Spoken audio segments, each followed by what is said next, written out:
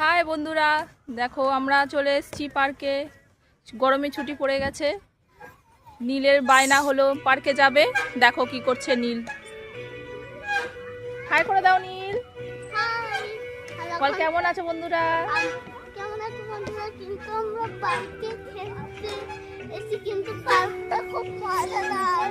হ্যাঁ, দেখেছো নীল কত মজা করছে। আমরা